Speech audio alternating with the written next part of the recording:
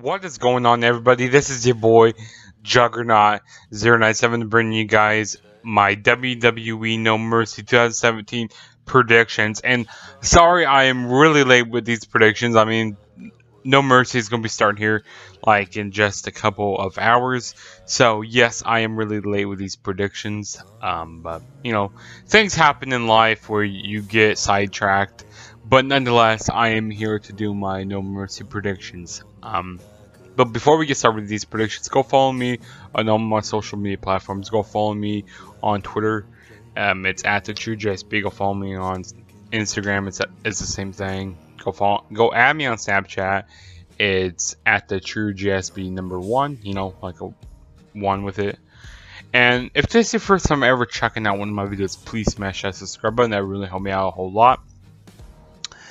And while you're at that, go follow the Instant Classic Wrestling Podcast, the only podcast that is always an Instant Classic, and also go subscribe to them. Okay, so now that we got all my predictions out the way, let's go ahead and get started with these predictions. And let me tell you, this Go Home show wasn't the best. Like, this was not like a Go Home show at all. Like, last week should have been like the Go Home show for No Mercy. But I don't know why Raw was so bad this week.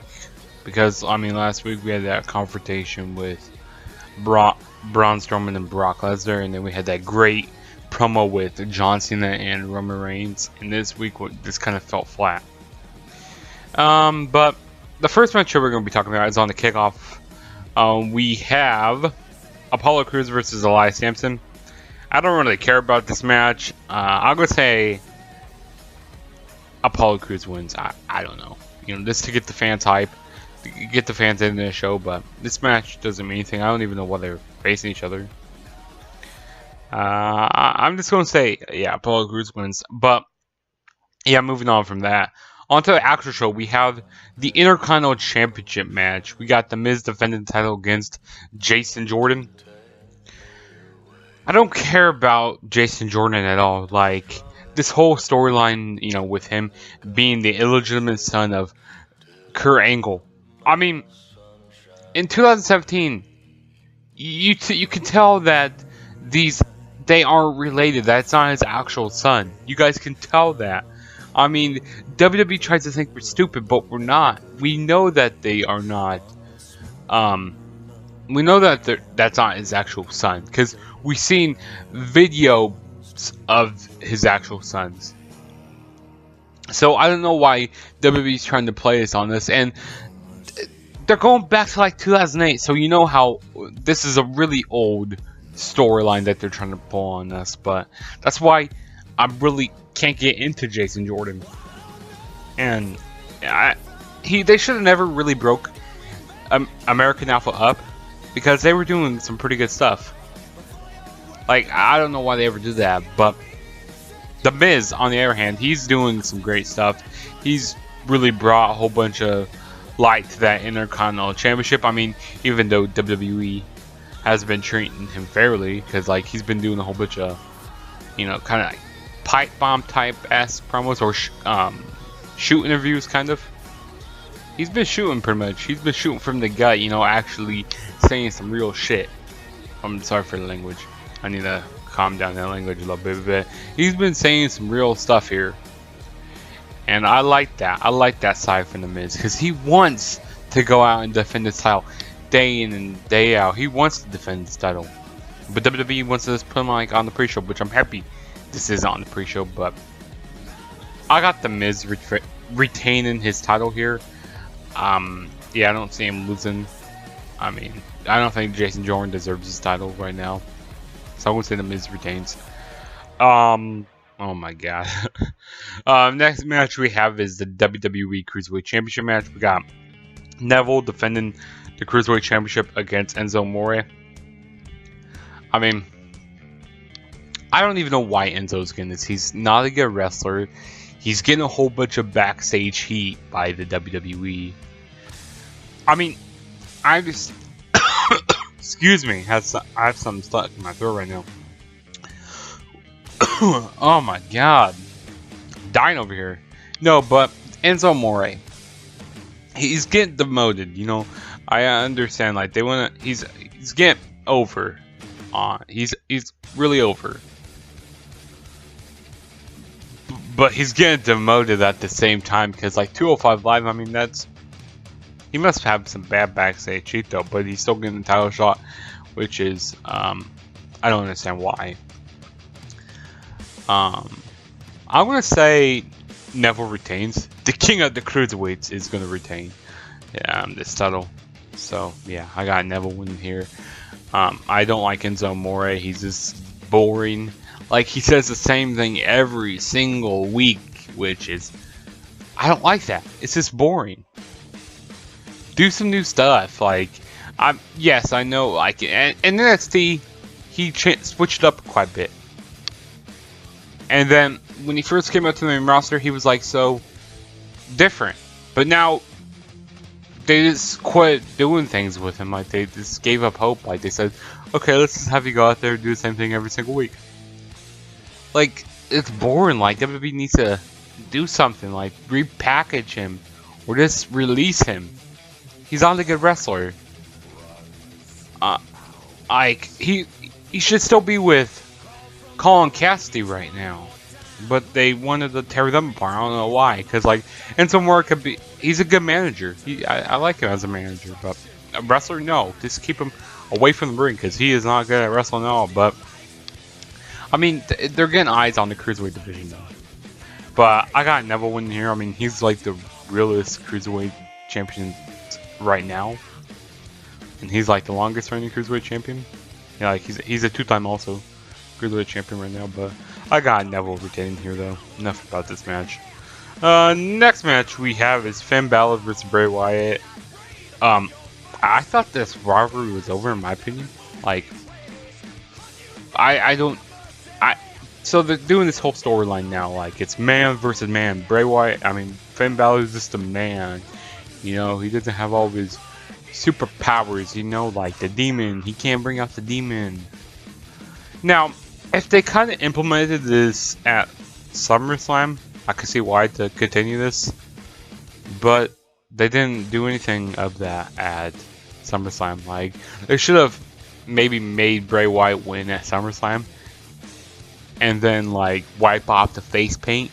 That would have been really cool. That would have been really cool.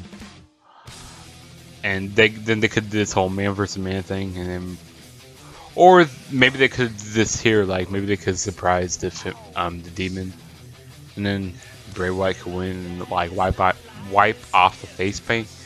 But I don't see Bray Wyatt winning at all. I wish there was kind of a stipulation on here, but I got Finn Balor winning here. I mean, they need to do something better with Bray Wyatt. Turn him face, turn him baby face. He needs a baby face turn. Seriously, he does. But I got Balor winning.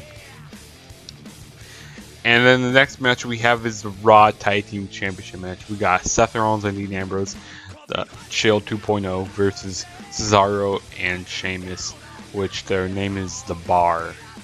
The Bar, really? Who came up with that name? Who came up with that? I got Rollins and Ambrose retaining the titles. This is gonna be a really good match. I mean, I'm not gonna call them The Bar. I'm gonna call them Sheamus and Cesaro. Sheamus and Cesaro have really grown on me lately. Like last year, I really hated them when they first brought them up as a tag team, because you know they hated each other, and then they tagged them up. Like what? Like where's the logic in WWE? But I got Rollins and Ambrose win here. It's gonna be a really good match. I like the match at SummerSlam, and I don't think it's gonna be any different here. I wouldn't be surprised if like we see some type of interference like with the why would the Hardys come? Maybe the club comes out, and then maybe the Hardys come out also. I don't know. Maybe we get all 4 tag teams out there. Maybe this could set up maybe like for a fair 4-way at the next Raw pay-per-view, which is TLC. Maybe it could be like a tables, ladders, and chairs match. Fair 4-way. Now that'd be one hell of a match to see. But I don't know if that's gonna happen though. But I got Rollins and Ambrose retaining, and I think they kind of should have waited to put the towels on them. The reason why is because what's the payoff now? I mean, yes, they're tag team champions, but there's really no payoff now to this whole thing. I mean, maybe a Dean Ambrose heel turn down the line. Maybe when they lose the titles, we get a Dean Ambrose heel turn like that we need from him someday. Maybe that could be a payoff. I have no idea, but like, I think they kind of should have waited for them to put towels on, like, because I want to. Let me put this in some PG terms. I wanted to see them play out, like, extend this, like, their fight to get those titles, in my opinion. But that should have been the playoff, you know, for them to keep fighting to try and win those titles. But, and I don't really know who's going to actually beat them for titles. I mean, maybe the Revival, maybe that could be a team who could beat them. I think that's a team that should beat them, in my opinion. But I think it's going to be a really good match here, though. It's going to be fun to watch. I'll be excited to see. Maybe it could be even match of night, I don't know. But I got them winning the match, though. Raw Women's Championship match is a fatal 5-way. Man, we have had a lot of fatal 5-way matches. They need to calm down with these fatal 5-ways. That's probably gonna be a match in WWE 2K18. I don't know if it actually is, but if it is, you know, trying to promote some stuff here. But the participants who have in this match are the Women's Champion Alexa Bliss, defend title against Sasha Banks, Bayley, Nia Jax, and Emma. I'll say who I don't think is going to win. I don't think Sasha Banks is going to win because, I mean, if they put the title on her, she's just going to lose the title like a couple nights after. So she's not going to win title. Bayley, she's just coming back from injury. I don't think it's good to put the title on her now. Emma, like, why is she even in this match? I mean, she won the tag team match, but really, what has she done? It's either between Alexa Bliss or Nia Jax, but I'm going to go with Alexa Bliss to retain here. Hopefully this is a good match. Like I said, I wouldn't be really surprised to see Nia Jax actually win this, but I'm going to go safe and say Alexa Bliss retains. And then next we have is John Cena versus Roman Reigns. This is going to be a really good match to watch. I'm really looking forward to this. This match should have been saved for WrestleMania. But, I mean, I'm not going to complain. I'm happy we're getting it here. It kind of sucks that it has to be like on a B pay-per-view, but I'm not complaining though. I'm not complaining though. I would say John Cena wins here because another reason why I say it is because I want them to continue this like rivalry because usually how John Cena always loses the first match of his rivalry in like his big matches, like against like AJ Styles, against Kevin Owens, and other up and coming guys. I think it should be the other way around here. I think it should be Cena getting the win here, the first win, and then because the end payoff is gonna be Roman Reigns actually winning the title at WrestleMania. I mean that's what everybody's guess is. But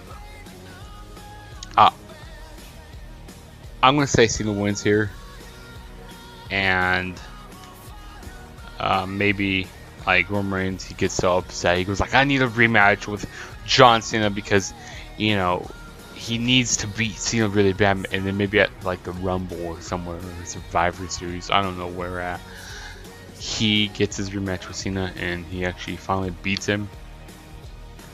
And then then Roman goes on to WrestleMania and wins the title. I mean, that's how I see everything spanning out. But I've been liking these promos that they've been doing back.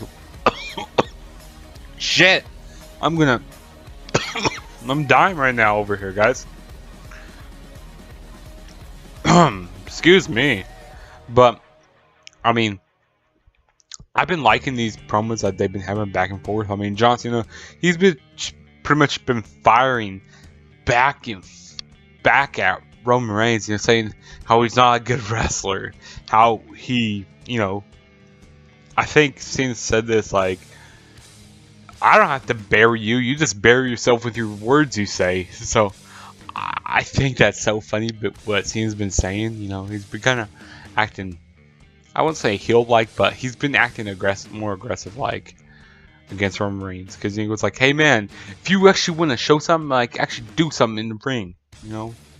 He was like, this ain't your yard, you know, you being the old, washed-up Undertaker at WrestleMania. Which, I've been hearing rumors that we could be seeing the Undertaker return soon. I don't know when, though, but... And I don't know who he's going to be coming after. Is it going to be Reigns or is it going to be Cena? Because Cena threw some shots at Taker on Raw. So, could he be coming after Cena? I don't know. I guess we'll just see to find out. Yeah, I guess we'll just see even if Taker's returning. I mean, I'm pretty sure he is, but... maybe it could be tonight, maybe it could be tomorrow, maybe it could be a few weeks from now. I don't know, but I got Cena winning here. I just think it's right, you know, for him to win. And I guess we'll just see how this match turns out. And then finally, we have the main event of the evening. We have the reigning, defending, undisputed Universal Champion of the world, Brock Lesnar, defending the title against Braun Strowman. It's going to be a fun match. I'm excited for this. This is another big match, like WrestleMania worthy match. Unfortunately, I got Brock Lesnar to win here. I mean, I'm tired of him holding the title. Because, like, he's out there every single week. So, why have them keep holding the title? But I'm feeling he's going to retain here. And probably carry it into WrestleMania. And then, you know, lose that Mania to Roman Reigns. But, I mean, it's going to be really fun to see, you know, two big men. And Braun Strowman, he could go for a big man. I mean, he's been doing some great stuff. I mean, this has been the summer of Braun Strowman. This has been summer for him. And he just dominated him in that. He dominated Brock Lesnar in that Fatal 4-Way match. I mean, threw him through all those tables. That was excellent to see. I don't know how much suplexes we're going to see in this match. I mean, I don't think we're going to see very much. The reason why is because, you know, a big Braun Strowman. I mean, maybe it's going to be a low amount of suplexes I'm going to see.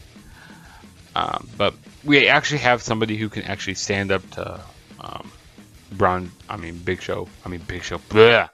Brock Lesnar, if I can actually speak right now. We actually have somebody who can stand up to Brock Lesnar and put up a big fight against him. So this is going to be really interesting to see how this match turns out. I mean, two big Goliaths type men. It's going to be one hell of a match to watch. But I got Brock Lesnar to retain his title here. So yeah, that was the No Mercy. That was my No Mercy 2017 predictions. 8 matches on the card. One's on the pre-show. So 7 on the main card, 1 in the pre-show. So those 8 matches.